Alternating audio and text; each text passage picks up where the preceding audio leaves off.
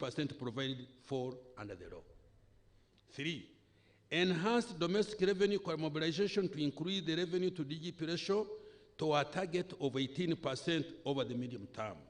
4, limit the borrowing to restore the debt to GDP ratio to within 50% over the medium term as provided for in the Charter for Fiscal Responsibility. 5, continued alignment of the budget to the National Development Plan to ensure that our development priorities are adequately funded. 6, automate government processes and systems to enhance efficiency, save money, fight fraud, and other forms of corruption. 7, rationalization and restructuring of government to eliminate duplication, overlaps, mandate wars, and resource wastage. Now I turn to financial year budget priorities. Madam Speaker, the key priorities for the financial year 22-23 budget are the following. 1, enhancement of security, the rule of law, and fighting corruption. 2, sustaining economic recovery. 3, implementation of the parish development model to create wealth and jobs. 4, promotion of agro-industrialization, standards, and market entry. 5, commercialization of oil and gas. 6, enhancement of transport, energy, and ICT infrastructure. 7, enhancing human capital development, science, innovation, and knowledge transfer. 8, enhancing public sector effectiveness and efficiency. Enhancing security, the rule of law, and anti-corruption.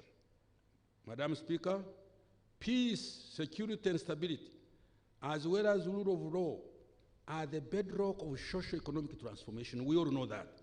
And thus must remain the key government priority. Peace, security, and stability. Madam Speaker, the recent surge in cattle theft and cross-border conflicts in the Karamoja sub-region have been and will continue to be addressed. I'm sure the President will make a comment on this. In a recent supplementary budget, government provided shillings 112.5 billion to facilitate the UPDF to carry out operations and the Ministry of Works and Transport to construct security roads in the Karamoja sub-region. The UPDF will also continue with the pacification of the Eastern Democratic Republic of Congo in line with the agreement with the government of the Democratic Republic of Congo.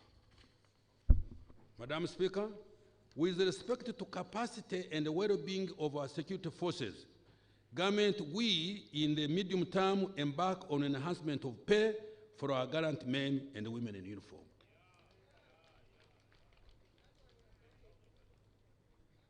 I'm talking, I always talk.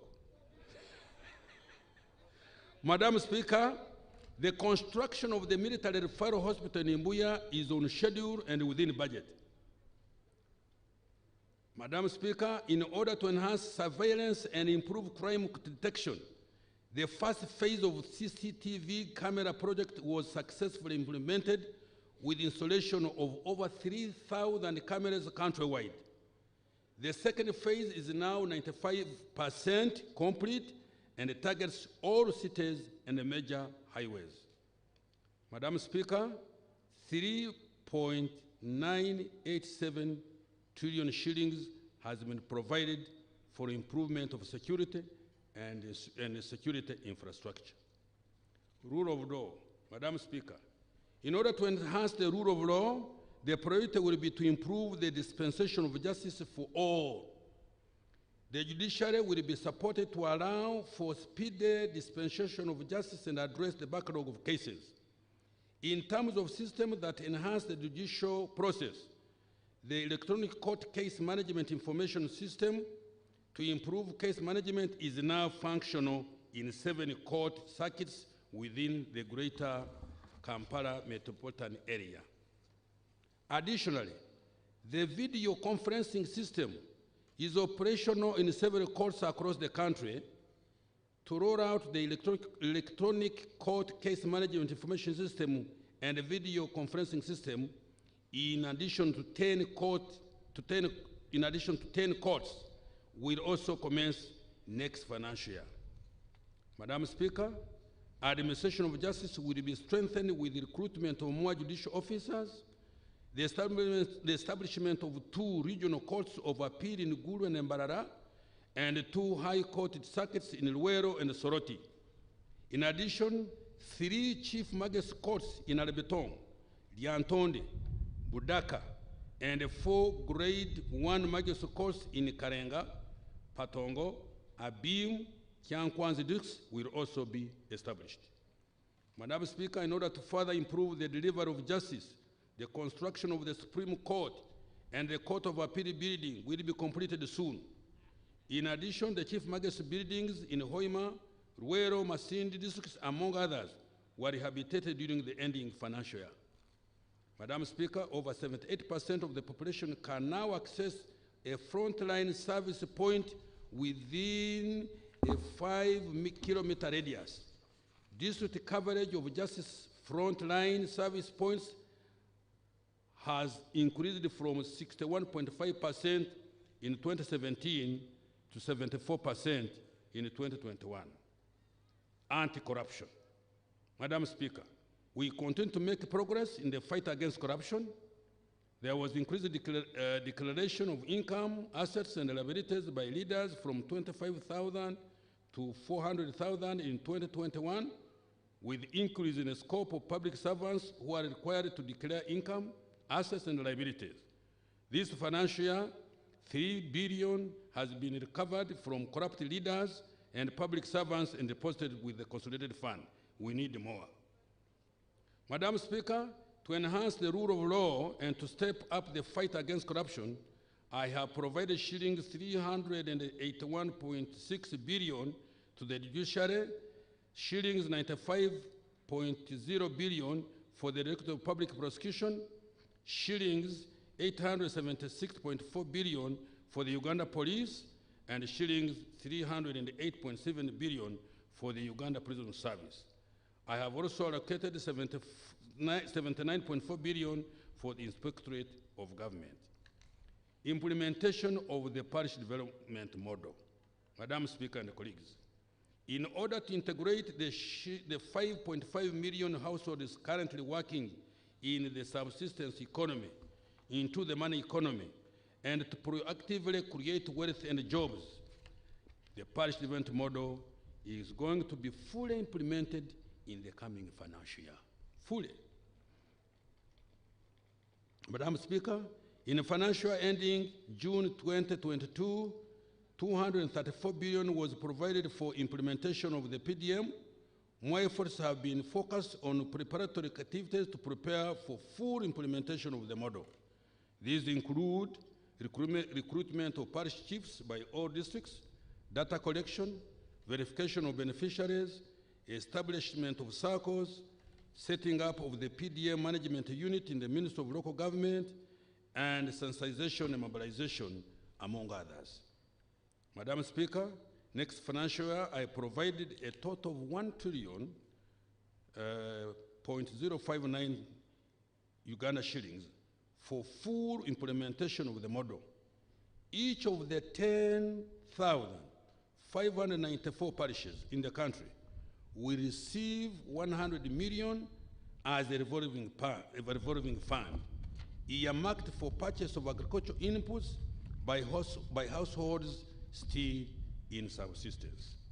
Madam Speaker, the parish development model will be complemented by other government programs such as the Myoga Fund, the Microfinance Support Center credit to other circles, village savings groups, the Small Business Recovery Fund, and other wealth creation initiatives. Now I turn to agricultural production. Madam Speaker, agricultural production will be enhanced using the first pillar of the parish development model that addresses production, agro-processing, and marketing through enhanced access and entry to national, regional, and global markets. This value chain approach allows development of sustainable linkages. The key interventions will include: 1, development of key commodities value chains that have a high impact on transforming the 39% of households in subsistence into the money economy.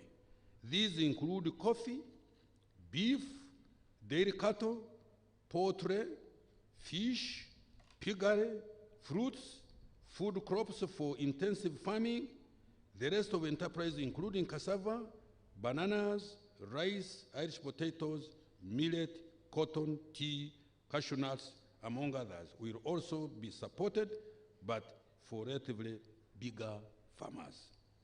Expansion of irrigation schemes and providing community and individual-owned farm water for production to minimize reliance on rain-fed agriculture and ensuring sustained agricultural production. Enhancement of research, breeding, and appropriate technology development through the National Animal Genetic Resource Center and Data Bank and the National Agricultural Research Organization. Investment in and effective regulation of production, multiplication, and certification of quality agricultural inputs, including seeds, seedlings, stocking materials, and fertilizers. Enhancement of enterprise selection through enhanced farmer education and general agricultural extension, as well as pest and disease control at parish level. Promotion of appropriate land use, mechanization, cooperatives, and development of partnerships with large-scale farmers to produce for export and industrial value addition. Supporting fishing communities by developing hatcheries, fish ponds, and equipping them with engines, nets, etc. Madam Speaker, I have allocated shillings 564.39 billion to increase production and productivity through the Ministry of Agriculture, Animal Industries, and Fisheries. Now, climate change and environment degradation. Madam Speaker and colleagues, climate change is a significant risk for agriculture production and food security. In order to mitigate environmental degradation, we have set a target to increase the national forest cover from the current 20.4% to 15%. Central forest reserves will be protected from encroachment by resurveying and marking of 6,200 square kilometers of boundary. Madam Speaker, 850 square kilometers of wetlands and forests will also be restored by 1, having them demarcated and gazetted, and 2, evicting all encroachers. Madam Speaker, I have allocated shillings 268 billion in the next financial year 2022-23 for actions to mitigate and adapt to climate change. Now I turn promoting agro-industrialization, standards, and market entry. Madam Speaker, promoting agro-industrialization, enforcing product standards, and enabling market access and entry are key aspects for creating wealth and jobs. Next financial year, the following interventions will be prioritized: expanding storage and processing capacity for agricultural commodities within the 18 zones of this country. 2, enhancing the use of warehouse receipt system to improve commodity storage, reduce post-harvest losses, improve value chain management, and increase income to farmers.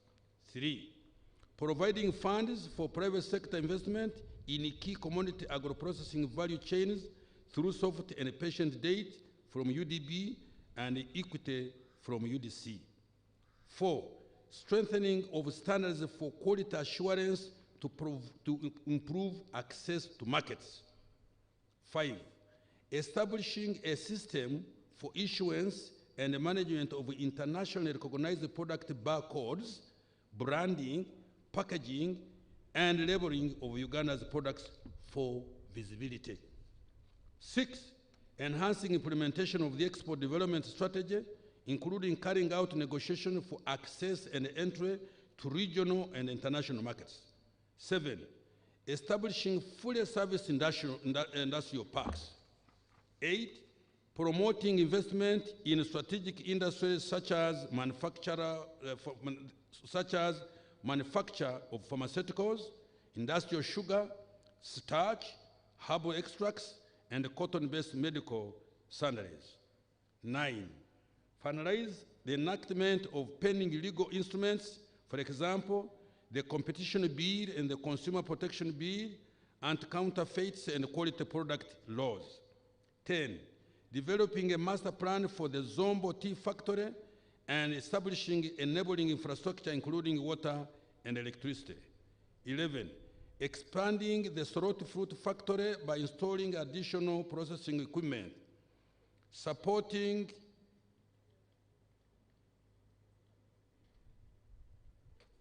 there is also a factory in a place called Kakoge, which is handling Soroti fruit, which is handling mangoes, pineapples, and I visited it last Friday. That also will definitely help. 12, supporting a settlement of 200 aggregation and collective marketing societies with cleaning, drying, grading, and processing equipment. I have allocated 1.449 trillion to promote agro-industrialization standards and market entry. Supporting economic recovery and commercialization of oil and gas. Madam Speaker, as I reported earlier, we have taken major steps to revive business activities, which we shall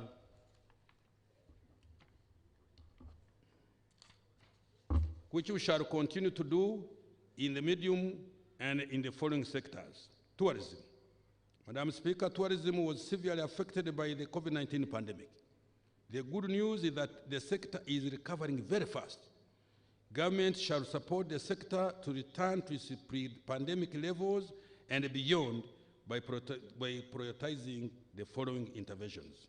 1, facilitation of Uganda Tourism Board to rebrand and promote Uganda under the new Explore Uganda brand. 2, sustaining and upscaling investment in tourism infrastructure like roads, electricity, internet, and security. 3, easing access to recovery financing at the Uganda Development Bank. 4, intensifying promotion of domestic tourism.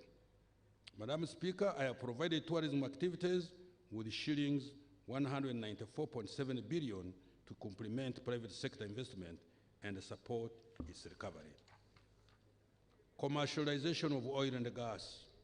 Madam Speaker and colleagues, the construction of the East African crude oil pipeline is expected to commence the coming financial year. The capacity of the Uganda National Oil Company to invest in oil and gas development has also been enhanced. While there have been negative campaigns against the development of the crude oil pipeline, the government will develop Uganda's oil and gas resources in a responsible and sustainable manner for the benefit of all Ugandans. Madam Speaker, I have allocated shillings 904.1 billion towards the development and commercialization of minerals, oil, and gas. Enhancing human capital development. Madam Speaker, having successfully contained the COVID-19 pandemic over the last 2 years, our efforts are going to be focused on improving the quality of life of the people of Uganda by prioritizing the following. Health. Madam Speaker, the emphasis now is on mass vaccination of all eligible persons and community disease surveillance by strengthening village health teams with training and equipping them with smartphone and bicycle.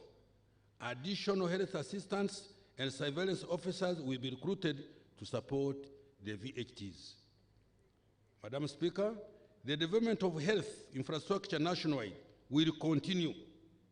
The rehabilitation and expansion of the following general hospitals will be undertaken: Itojo, Kabongo, Abimu, Kambuga, Masindi, Kanungu, Kapchorwa, Bugiri, and Amudat.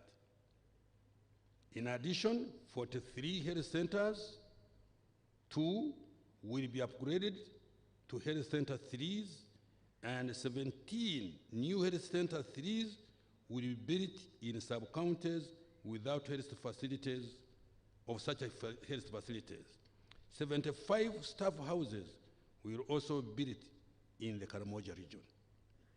Madam Speaker, next financial year, the Minister of Health will start implementing the Uganda COVID-19 Emergency Response and Preparedness Project, supported by a grant from the World Bank amounting to US dollars 100.3 million, which is equivalent to 667.1 billion Uganda shillings.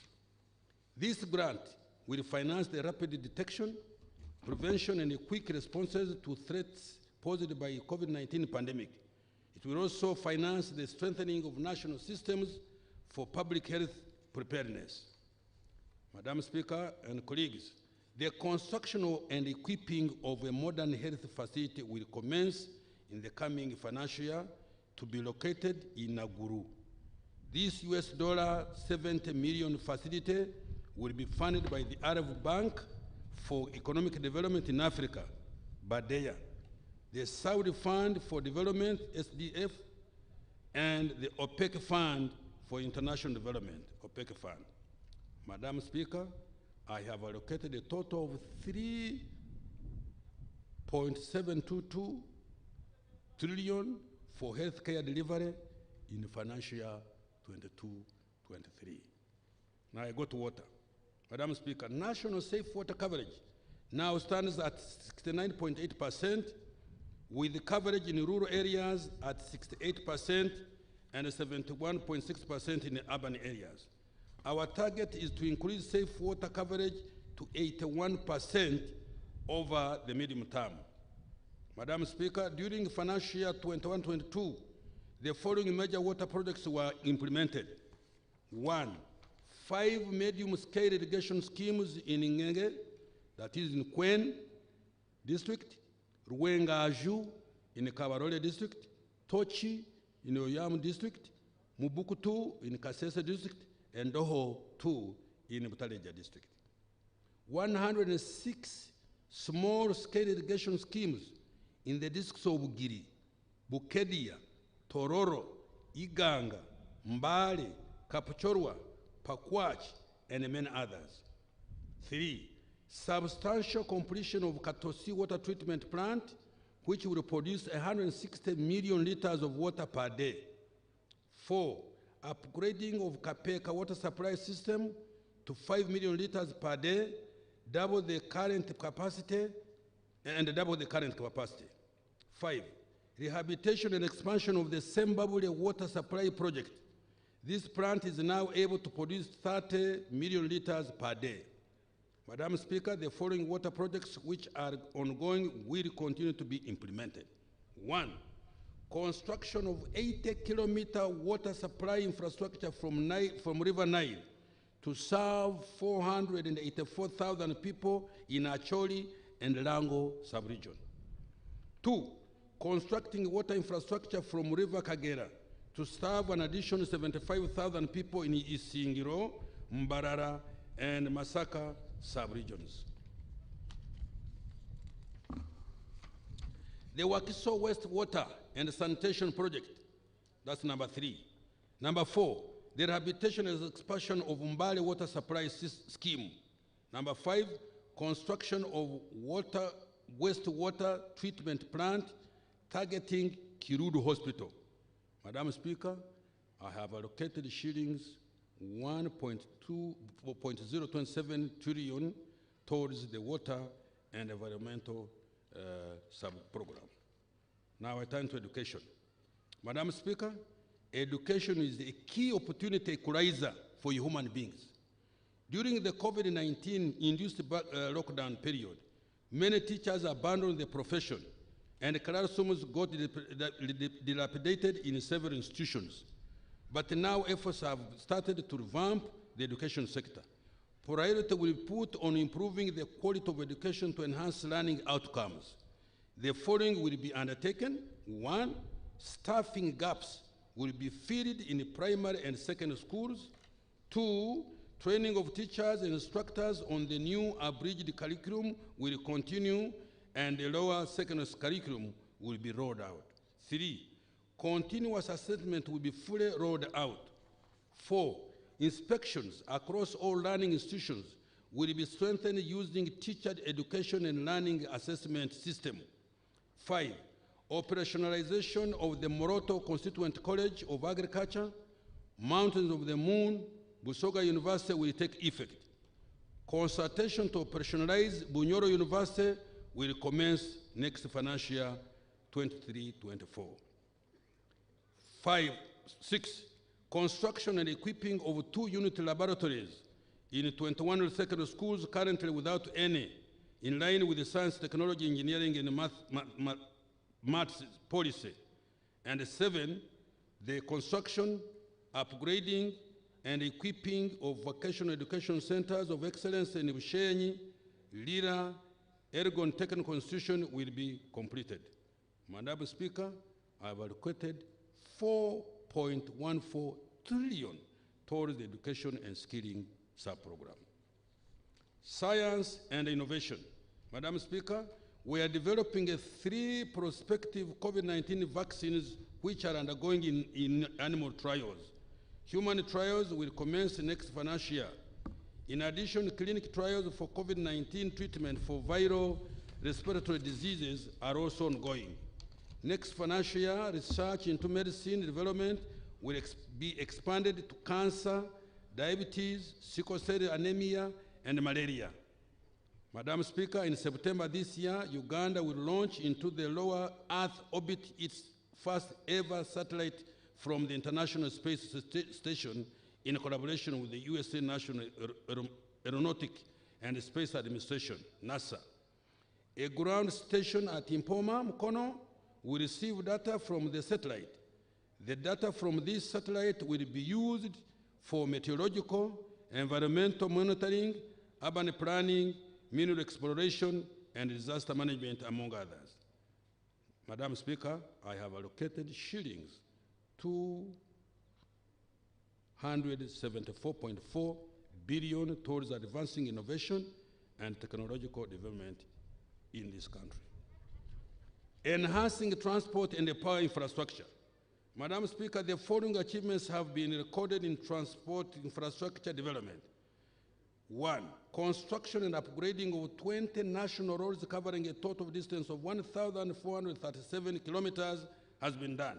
2, the rehabilitation has commenced on 160 kilometers of Tororo-Gulu meter gauge railway and 265 kilometers of Tororo-Namamve railway line section.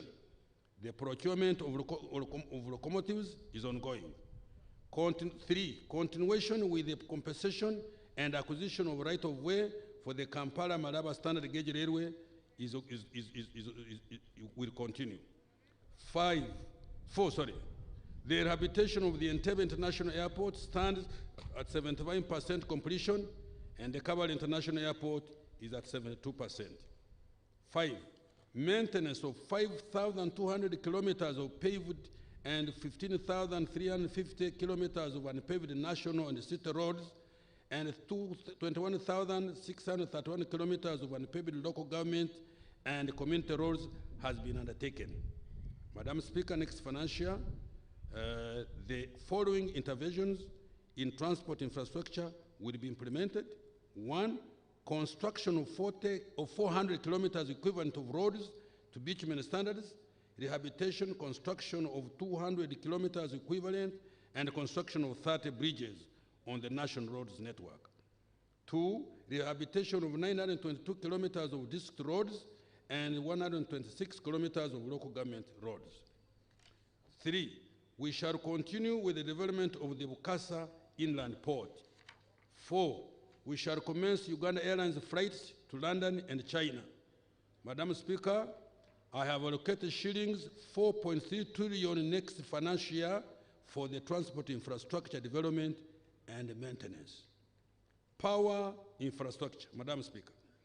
National electricity access today stands at 57% shamefully, of which 19% is on the main national grid and 38% is off-grid, including solar power. Uganda's total electricity generation capacity has increased from 1,269 megawatts in financial year 2019-20 to 1,347 megawatts in financial year 21-22 on account of the completion of 42 megawatt actual one, the 21 megawatt Nyamagasani, and the 15.5 megawatt Sugar Corporation of Uganda plants. The transmission network increased from 3,100 kilometers in financial year 2021 to 3,431 kilometers at the end of the third quarter financial year 21-22 as a result of commissioning of the Karuma Kawanda 400 kV and the Karuma Ruyo 132 kV transmission lines. The Ruzira substation was completed and will be commissioned after completion of the 15-kilometer 132 kV transmission line. Madam Speaker, in the next financial year, the following interventions in the power infrastructure will continue to be implemented. 1, commence the unit-by-unit commissioning of the 600 megawatt Karuma hydro plant in September 2022, with the plant being fully available in June 2023. 2, complete the Opuyo Moroto, Lira Guru Nebi Arua, Lira Guru Agago, and the Mutundwe and Tebe 132 kVA transmission lines. 3, commence feasibility and design studies for the 400 kV Uganda-South Sudan transmission line between Oruyo, Nimule, Juba, the 400 kV Uganda Democratic Republic of Congo interconnection, and the 400 kV Uganda-Tanzania transmission line. Madam Speaker, I have provided 1.73 trillion to ensure the above are undertaken. Information communication technology infrastructure. Madam Speaker, the geographical coverage of broadband services stands at 66%, allowing digital access for 74% of the population. Next financial year, the government will support the fourth industrial revolution technologies. These include artificial intelligence, Internet of Things, and the use of robotics. We shall also extend broadband ICT infrastructure to enable connectivity to facilitate public service delivery.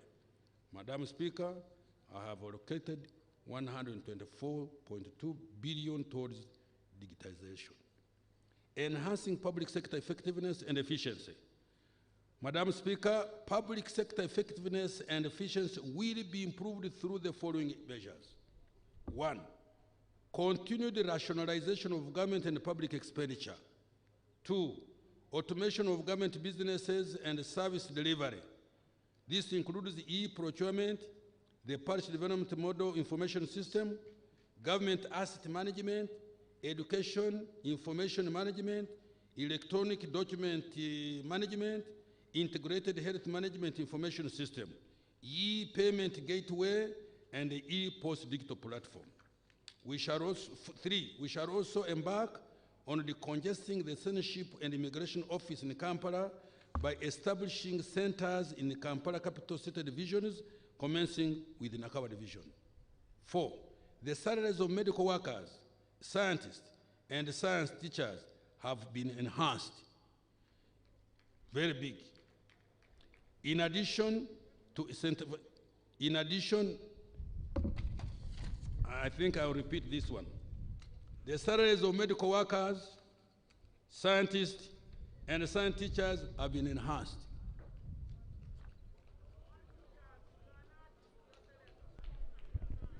To a figure which is about 900 billion. In addition, to incentivizing scientists. This will also help to improve functionality of education and health facilities by addressing absenteeism and low morale to personnel. Let me repeat this.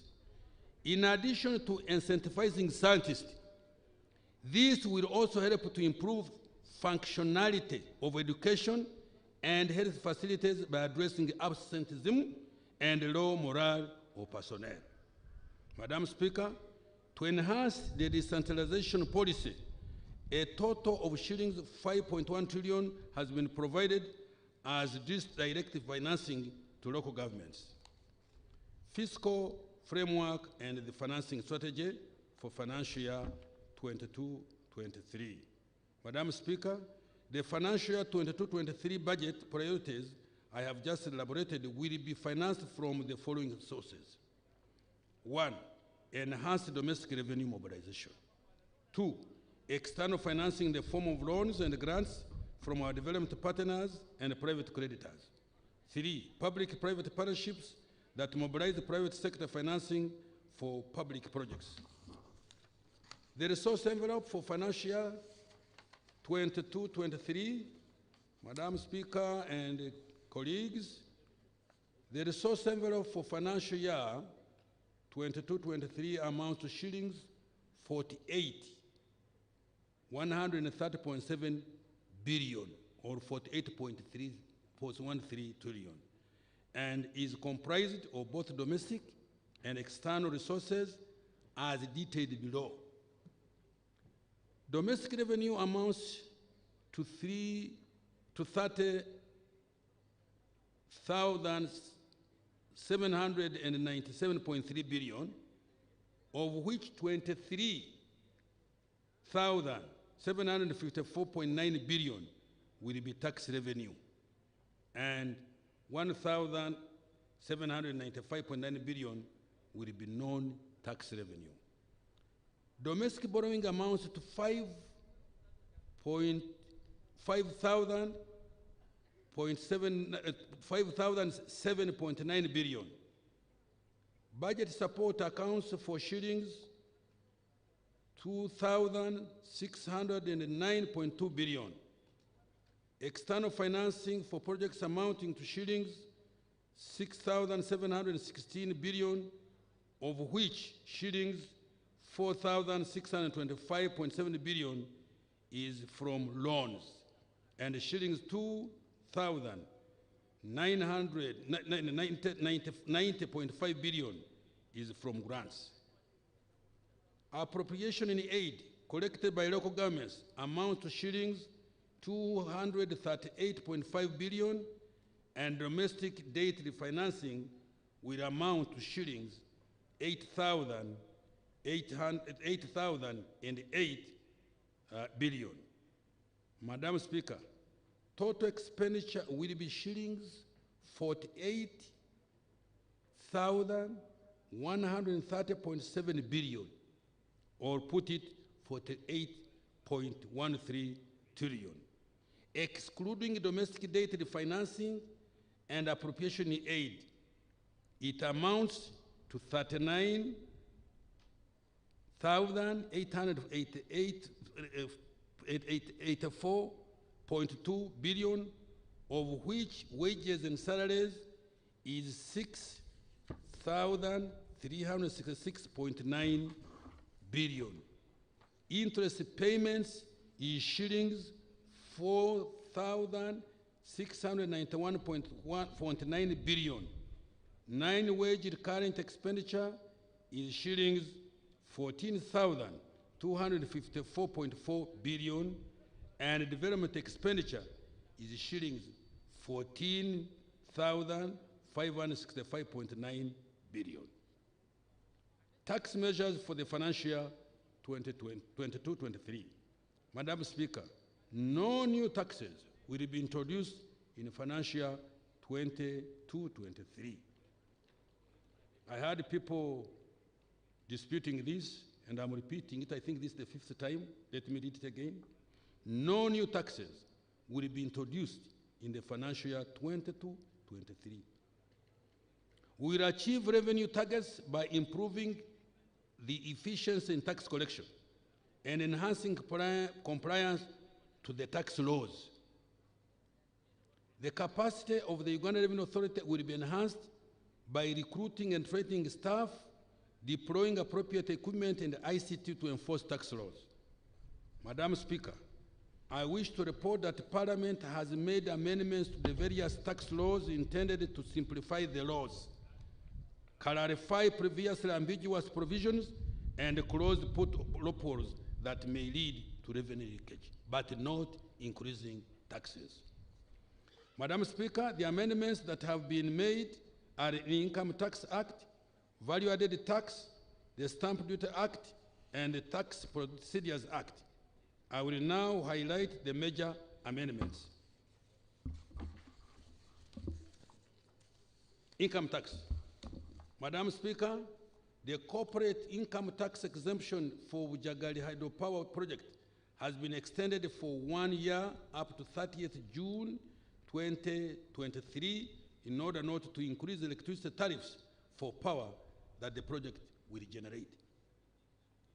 Madam Speaker, the Income Tax Act has been amended to streamline the rental income tax regime for individuals and non-individuals as follows. 1.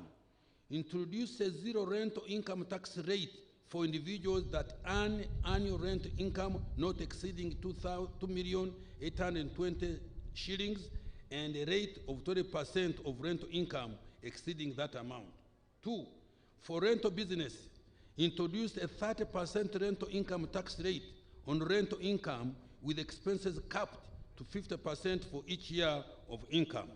In addition, any excess expenses shall not be carried forward to a subsequent year of income. Value-added tax. Madam Speaker, under the Value-Added Tax Act, the following amendments have been made. Exempted the supply of oxygen cylinders or oxygen for medical use to reduce the cost of the supply of oxygen for medical use. 2. Exempted the supply of assistive devices for persons with disabilities to reduce the cost of equipment used by persons with disabilities. 3. Exempt the supply of airport user services charged by the Civil Aviation Authority to reduce the cost of transiting through Entebbe Airport. 4. To allow for cash-basis accounting for suppliers who supply goods and services to the government to facilitate them to hedge against the risk of interest and penalties arising from delayed payments by government. 5. Repealed the exemption on VAT on imported services used in the provision of an exempt supply to encourage businesses to use local suppliers of services such as information and communication technological services. Tax Procedures Code. Madam Speaker, the amendment under Tax Procedure Code Act include the following. Introduced penalties for failure to provide information for purposes of automatic exchange of information to improve compliance. 2. Introduce penalties for failure to adhere to the electronic fiscal receipting and invoicing solution and digital tax stamps. This is intended to combat tax evasion and smuggling and other vices. Stamp duty. Madam Speaker, under the stamp duty, the following amendments have been made. Provide for nil stamp duty on the following instruments. A. Agreements relating to the deposit of title deeds or personal property or goods to another as a pledge or as a security for a sum of money borrowed. B. Agriculture insurance policy to encourage the uptake of agriculture insurance services. C.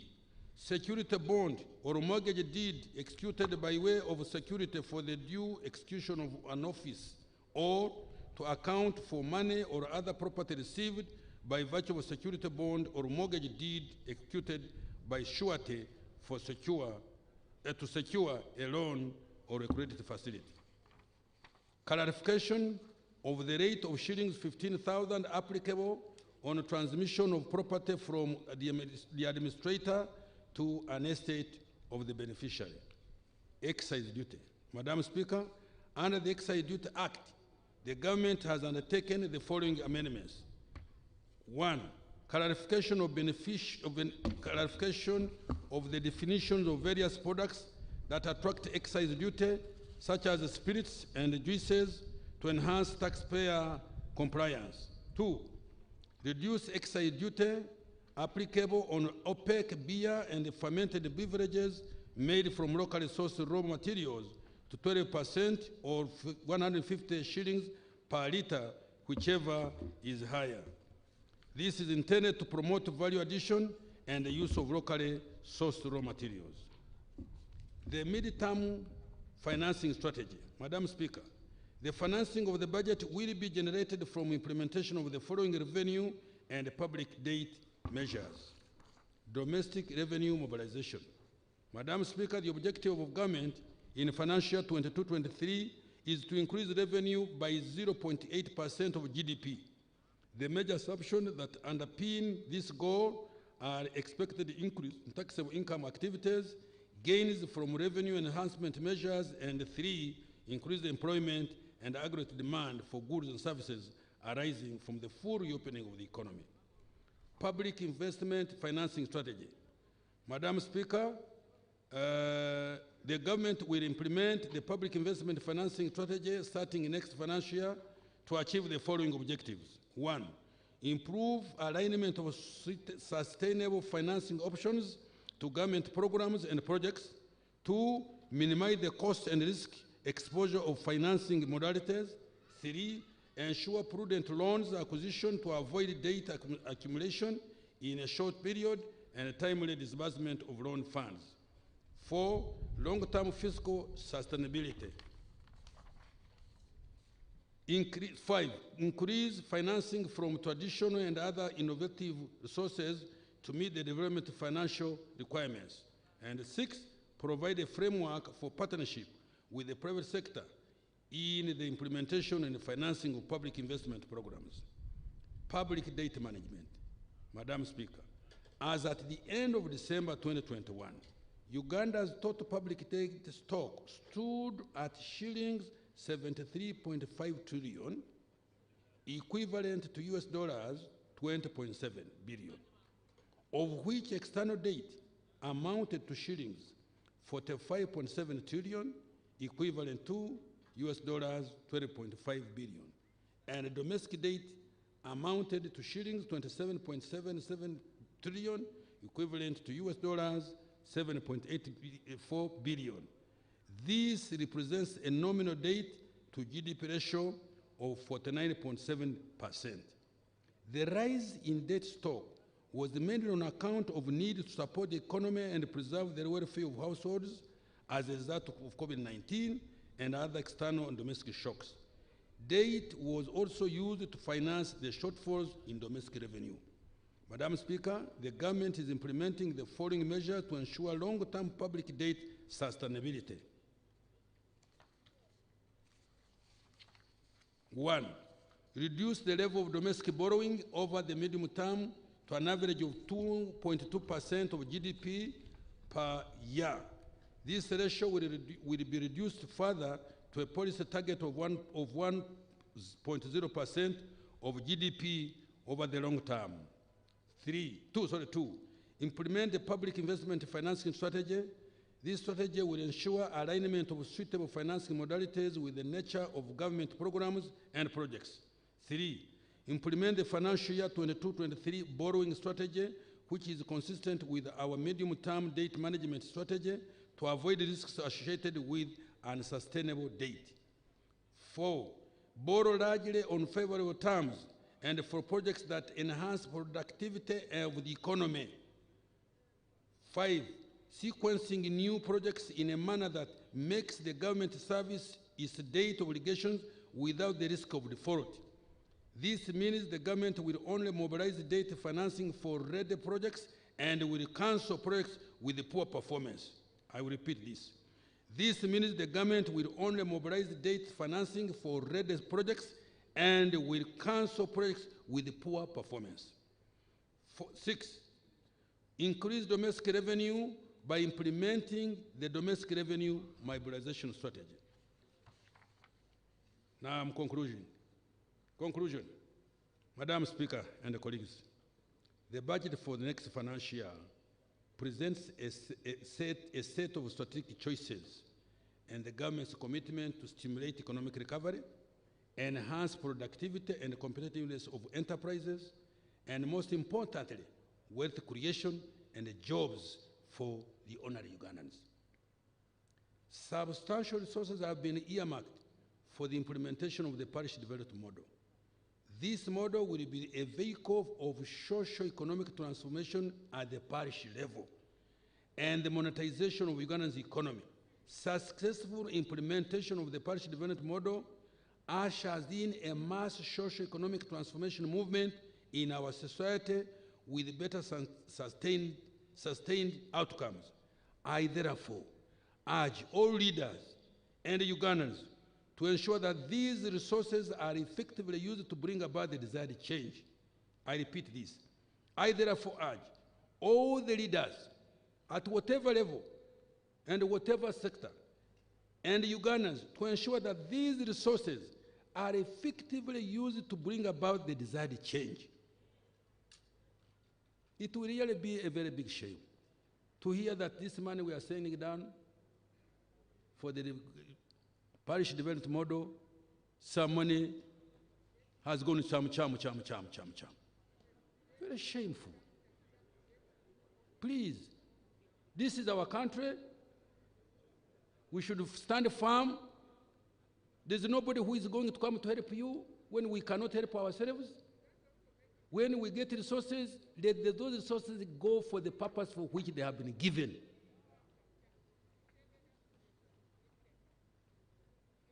To the Ugandan scientists and health workers, government has fulfilled its commitment to enhancing your pay. You have heard. Uganda expects better service in return. Kankademu. Tit for tat. Tit for tat. Mpankwe. You give me, I give you. I have enhanced the sciences salaries by a figure which I mentioned. I expect to get a better return.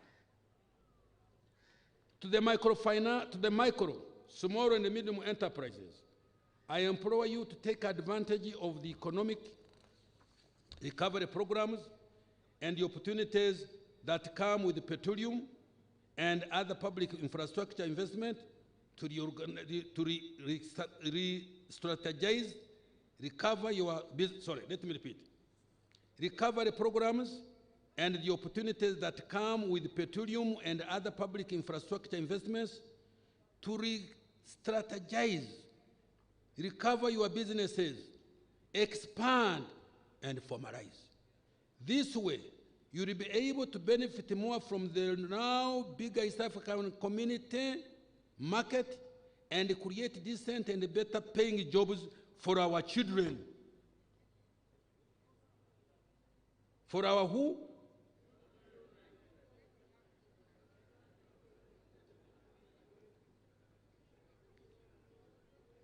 For the women entrepreneurs, the grant from the World Bank will support the growth of your enterprises, create better paying jobs and enable you to exploit the opportunities in the economy to enhance your incomes. Abakyala. Nzendese.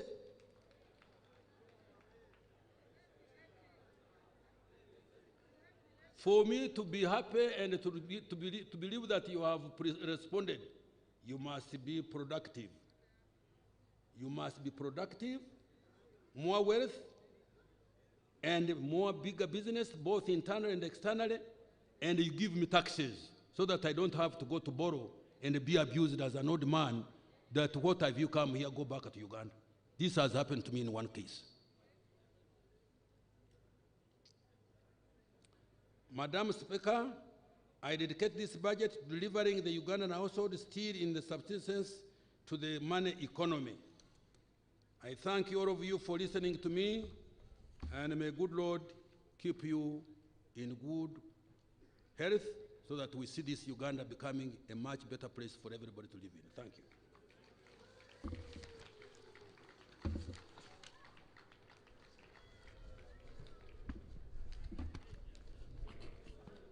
Thank you so much, Honorable Minister of Finance. Item number 6, remarks by His Excellency the President.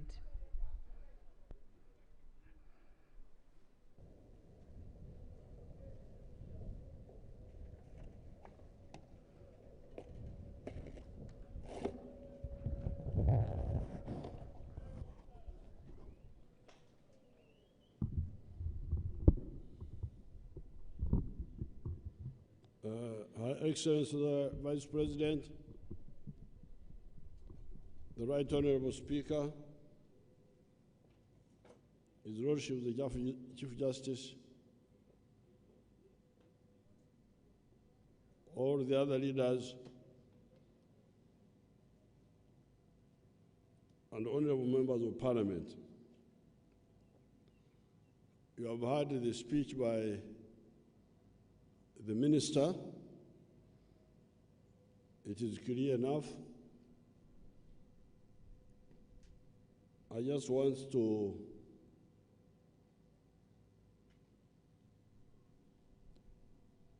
introduce two words. One is waka,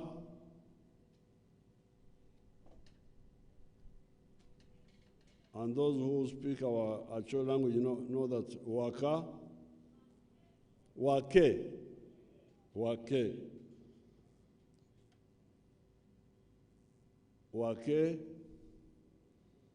means boasting. You boast. The Banyankore call it okwesimirana. When you are on a beer party among the Banyankore, you can say, I have got more cows than all of you. You boast.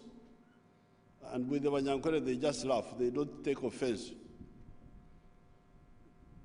Because they also want to be rich like you. But I'm told that among the Achoris, they may spear you. That if you wake, they may spear you. But since I'm a bit far from Gurak and Wake here,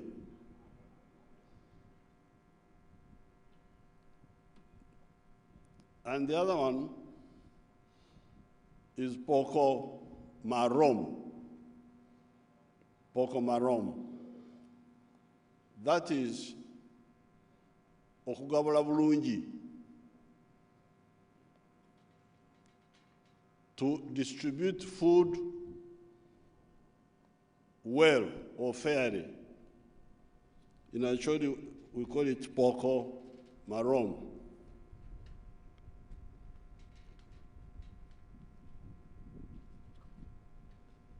In 2000 by 2005 and 6, the country was getting into a problem. Our people in finance, without consultation, had agreed with the donors that all the government revenue should go for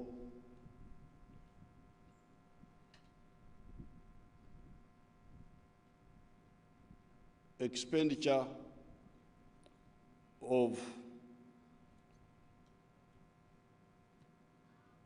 running the country.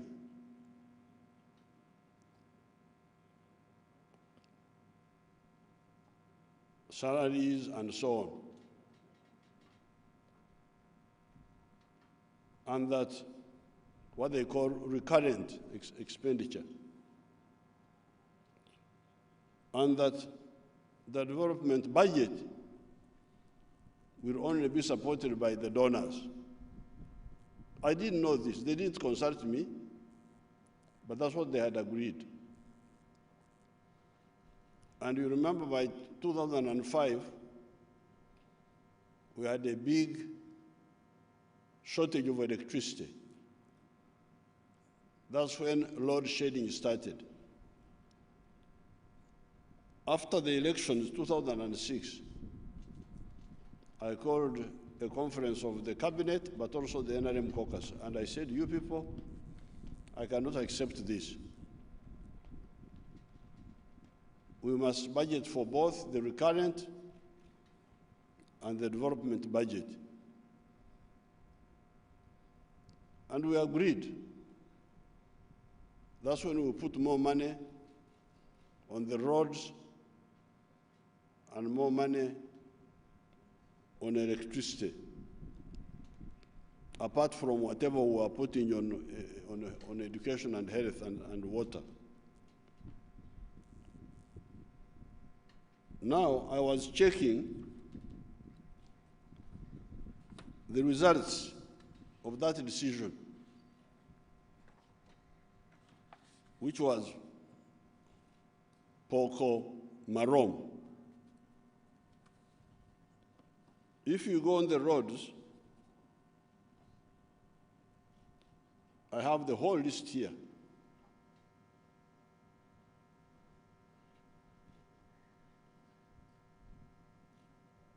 Kapchorwa Swam,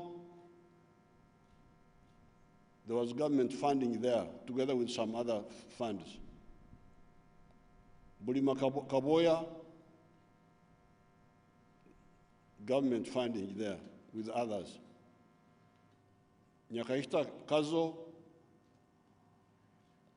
government funding with others. Bumbovi Rohaha, government funding. Chigumba Bulima, government funding. Rukunjiri Chihi, government funding with others. Masaka Bukakata, government funding with others. Hoima Butiaba Wanseko, government spending with some other groups. Buhimbanarweyo, Bolamayibo, and so on, government spending with others.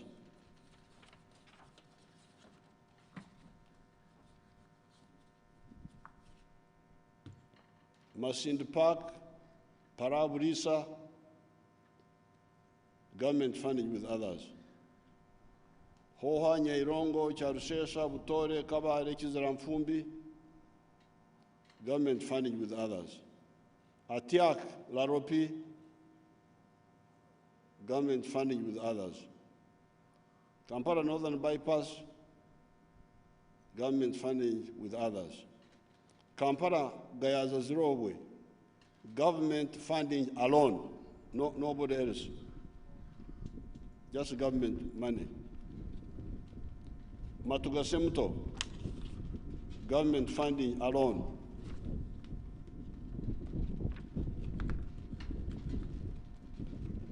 Busega Mtiana, government funding, government of Uganda funding alone. Busega Mtiana too, government funding, government of Uganda alone. Fort Portal Bundubujo, government of Uganda alone. Ishaka Kagamba, government of Uganda alone.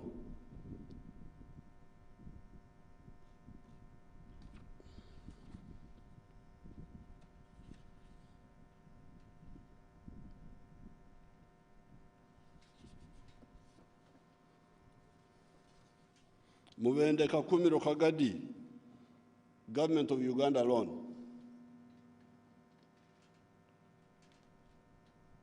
Ruaha, government of Uganda alone.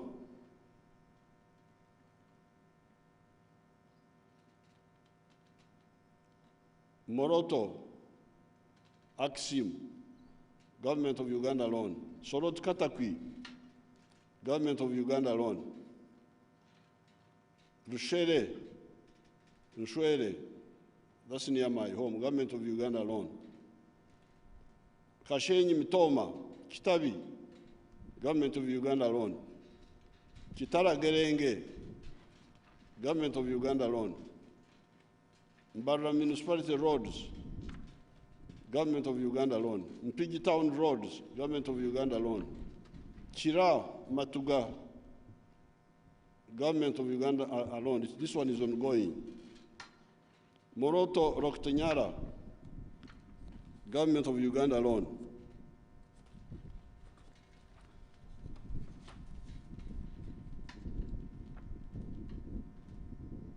Entebbe Hospital, Entebbe Pediatric Hospital, Government of Uganda loan. Chirama Tuga, Government of Uganda loan. Najanankumbi Busawala, Government of Uganda loan.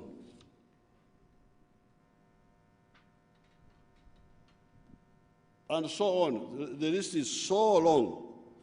I will send this list to the honorable MPs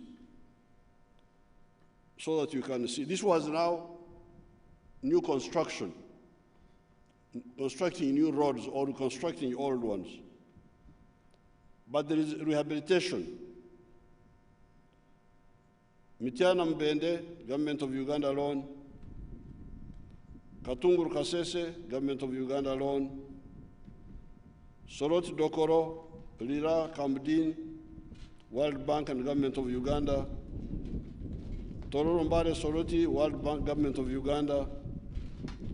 Masaka Town, Government of Uganda loan. Rehabilitation of Budo roads, Government of Uganda loan. Namu Sisironko Muyembe, Government of Uganda loan.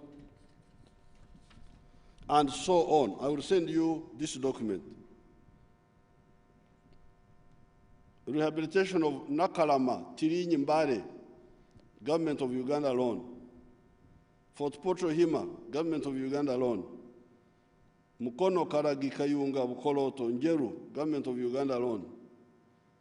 Nansa Nabusunju, Government of Uganda loan. Ishaka Katunguru, Government of Uganda loan. Hima Katunguru, Government of Uganda loan. Chenjojo Fort Portal, Government of Uganda loan. Sunjira Hiru, something, Government of Uganda loan. Bundubujo Nyahuka, Government of Uganda loan.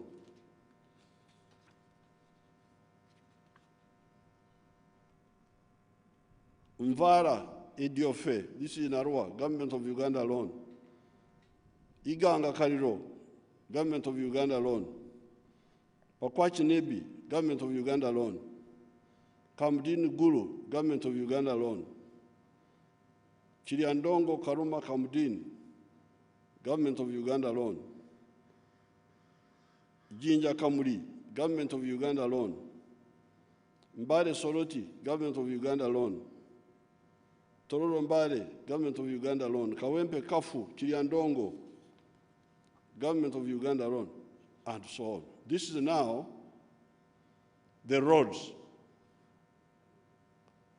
coming out of that decision of 2006, where we said we must have our own money to deal with the development budget. On the side of electricity, the same. Hoima Chinyara, there are many other projects, geothermal resources, Energy Investment Fund. There are so many other programs here of the petroleum.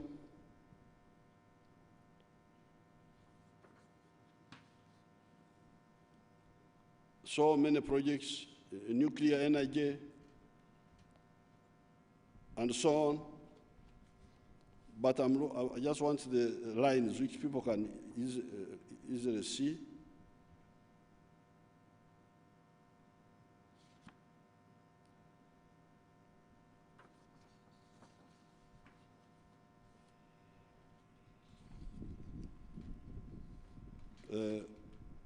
Mbala Nkenda, Tororo, Government of Uganda with some other people. Some project here, abbreviation. Industrial parks, Government of Uganda with some other people.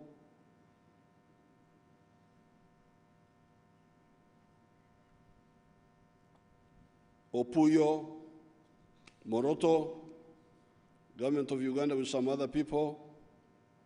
Kampala and Entebbe, Government of Uganda with some other people. Karuma, because this Karuma and Isimba we contributed, it was the government of Uganda and China. Muzizi, government of Uganda with some other people. Nyagak, government of Uganda with some other people. So many of them. Oh, I will send you the whole list.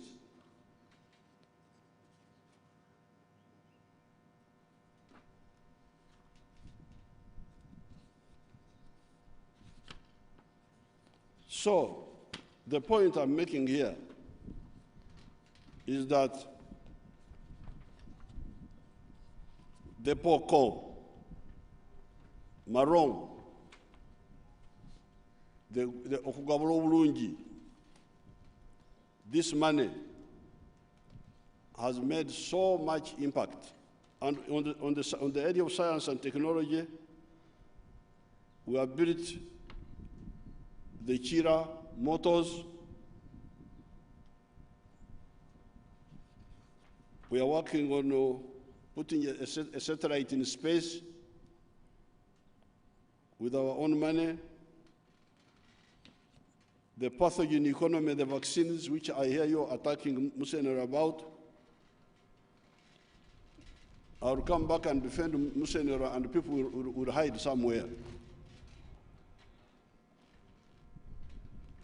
Because God fortunately gave me my voice. I can talk, you can talk, but I can also talk. The human vaccines, the anti-tick vaccine, the foot and mouth and swine fever vaccine, Covidex,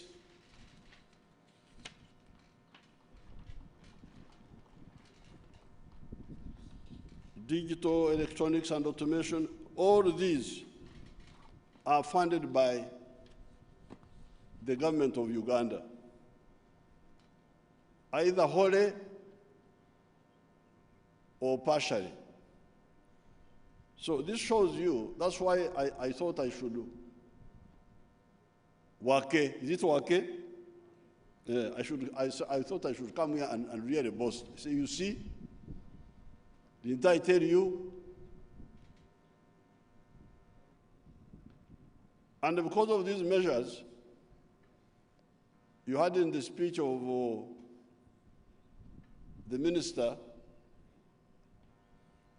saying that the GDP per capita is now 1,046. This is what I had told you here the other day. But he did not come out to clearly say that we have now entered the entrance of the middle income. I don't know what he feared.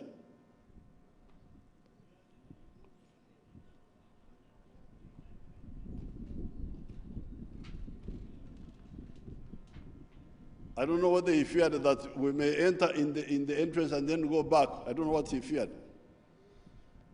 Go back out of the entrance. But I don't see how we shall go back from the entrance.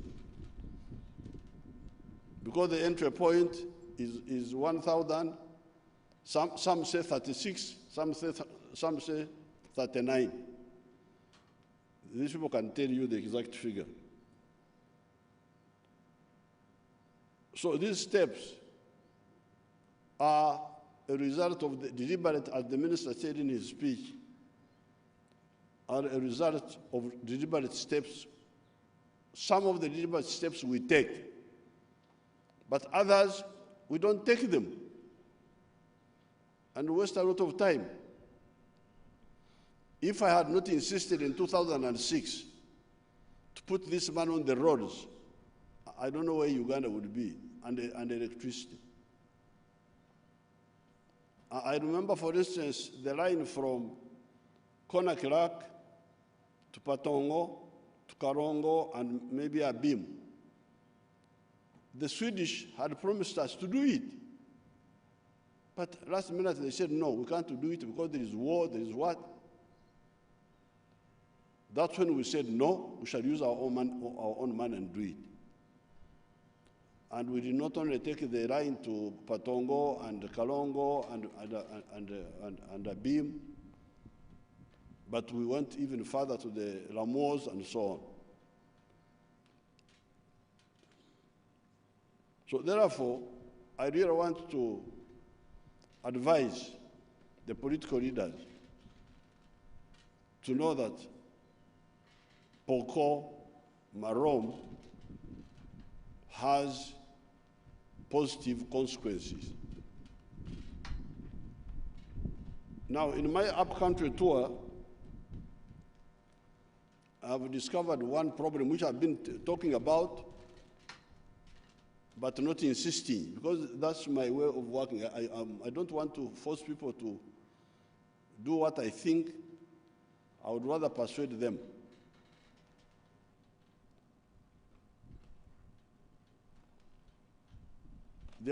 Just the other day, we were in Moroto, and we were looking at the UBOS figures. The primary 7 completion rate in the whole of Uganda apparently is 38%. The children who go into the primary school and finish P7 are only 38 out of 100, which means that 62 go back to the village. They don't finish P7. And in the case of Karamoja, we found it was only 6 children out of 100 who finished primary 7. And you remember during the elections, I was talking about it. Because when we introduced UPE in 1997, the idea was everybody to go to school, universal education. Universal primary school education. And the reason why these children drop out is because of the school charges. I've been telling you about this so many times, begging, talking, as if I want people to come and work on my farm or do me a favor. So now, this is a big problem for the country. To find that children, and you can see it in the elections, I was talking about it. In the primary school, the enrollment is 10 million something, 10 point something, almost 11. But in the secondary schools, only 2 million. Where have the other 8 gone? Of course, in the 10 million, it did not come out that many of them would drop out. Of course, many of them would drop out. They don't go to the secondary school. So therefore, I call on the political class, especially the NRM people, to say no. We must budget for free and even compulsory primary school education. We budget for it and we stop these teachers greedy for money, collecting money from these children in government schools. This is what I wanted from the beginning, but I can't do it alone. Uganda doesn't belong to me. From 1997, this was my wish. When we introduced UPE, the idea was everybody should finish secondary education. So we should not be talking of 2 million children in the secondary school, we should be talking of 10 million in the secondary school, because secondary school years are S1 to S6, 6 years, they're almost the same as P1 to P7. So why should you have 10 million, almost 11 million in primary and only 2 million in secondary? Where have the others gone? So we may not do it this year because this budget is now finished, but in the next financial, 1 or 2 financial years, we should really work and insist on free and compulsory primary, maybe even with secondary education, and stop all these fellows who are looking for money through education. Get out, go in the primary school, private schools and look for money there, not in the government ones. Disgusting. Sending children out of school because we are looking for money, for allowances, for what? It's really disgusting.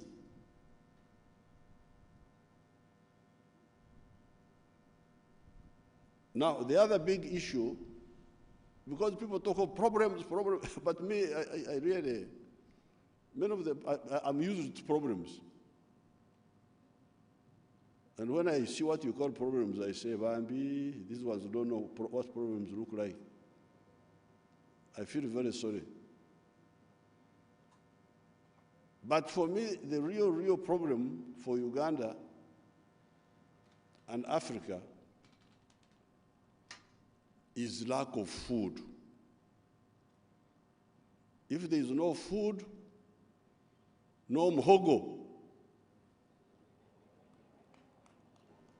When I say food, I mean mhogo. I mean bananas. I mean akalo. If the akalo was not there, I don't know what I will do. I mean maize. Maize is important for kaunga, for animal feeds, for fish meals, beans, of course, milk, amate munangi, beef. These are the ones that I would not sleep if we had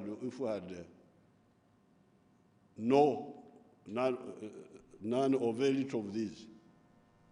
Of course, sugar and other things.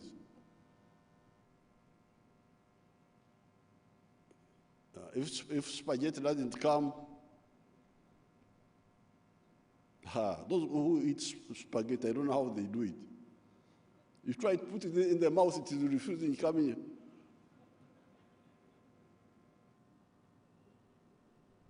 Why don't you do a nogo? You know a nogo? A noga. When Mnyankore gets a piece of karo and does like this and puts a hole.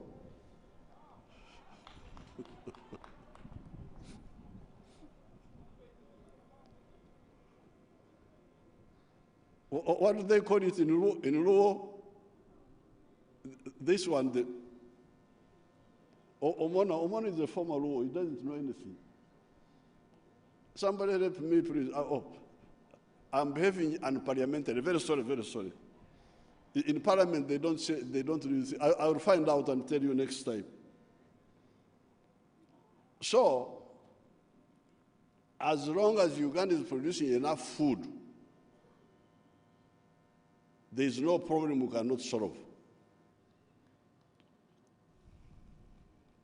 But the danger to the food is number one, some laziness. This 39% of the homes whom want to, under parish model, to say, please join the money economy and produce for the stomach and for the pocket. But the other danger can be lack of rain or unreliable rain. So that's why in our budgeting, there is now something about irrigation. But in the future budgets, I would like us to do more for the irrigation so that we stabilize agriculture. There is no possibility of shortage of food, even if the rain has got some erraticness.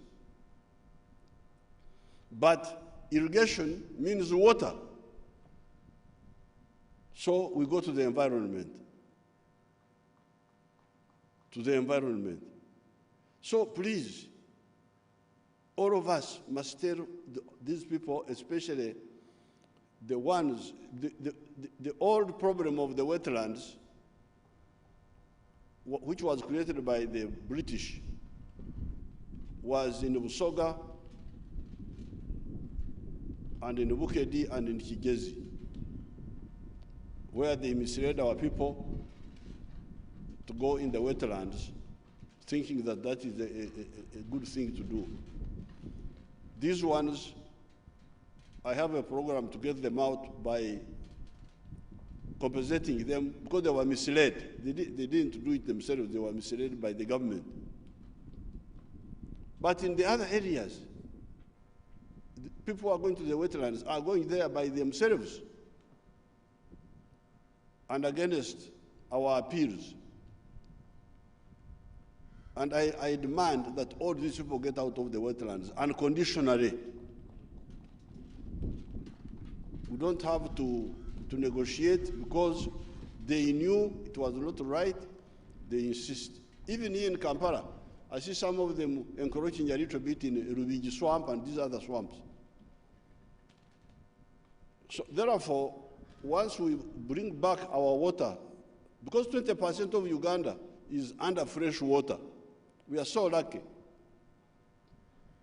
then we shall be able to irrigate easily and have a secure agriculture, and that can give us problems to solve other problems.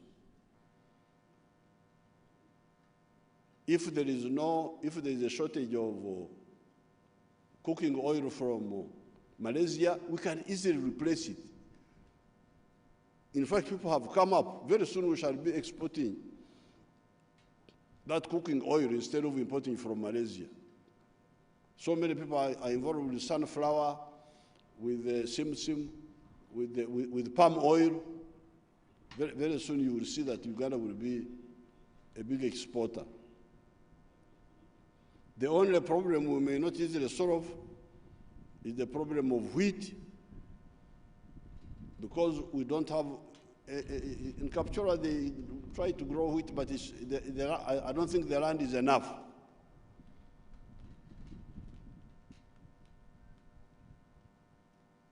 I will talk with the people of agriculture, whether wheat needs cold climate or what. That I have never really bothered with wheat myself. I've never studied it. Then on petroleum, in the next few years we shall have our own petroleum, as you know. But of course, even when we have our own petroleum, the price, we cannot undersell our petroleum. It will have to be at par with the world price minus transport. So yes, it somehow deals with it, but not entirely. With fuel, we may have to. I think the real answer to expensive petroleum is rail transport. If we repair our railway to Pakwach, like the minister is saying, and we transport many of the things on the railway, then the demand for fuel, for petrol will go down, and diesel, at least for cargo. And later on with Kasese, that is the real answer to the problem of high petroleum prices. So I congratulate the minister, but I'm glad you have not killed me when I have wake. I have boasted a bit about the achievements of the NRM. Okay, Simirana, say, didn't I tell you? Don't you see how much better off we are? Apoyo Rubanga.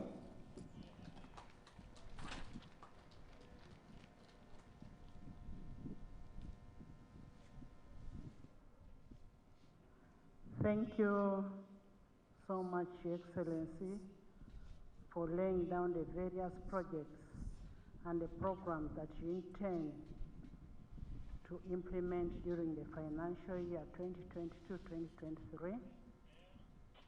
I sincerely want to thank my very able and active members of parliament for ensuring that this day comes to reality. Thank you so much for working tirelessly for ensuring that the day comes to reality. You've had honorable members as executive embarks on implementation of the budget from 1st July 2022. It is our noble duty to do our oversight role so as to ensure that the funds that have been allocated are being used for intended use and there is value for money. Mr. President, as has been the case before, thank you for having a clear vision of where the country is moving and championing this vision with commitment and dedication. And we're also happy that you've talked about free education, and members of parliament, our first priority in 2023-2024 should be budgeting for free education. I once again want to thank you, Your Excellency, General Yoweri Kaguta Museveni, for fulfilling your obligation of tabling the budget for the financial year 2022-2023. The rest is now left to the technical team. Whereas it has always been our practice to meet and interact after such an important occasion like today, the current circumstances do not permit us to do so because COVID is still with us.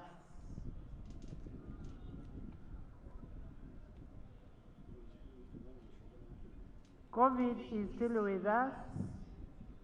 We can interact when we are having the workshop. You'll have everything at your exposure. Yes,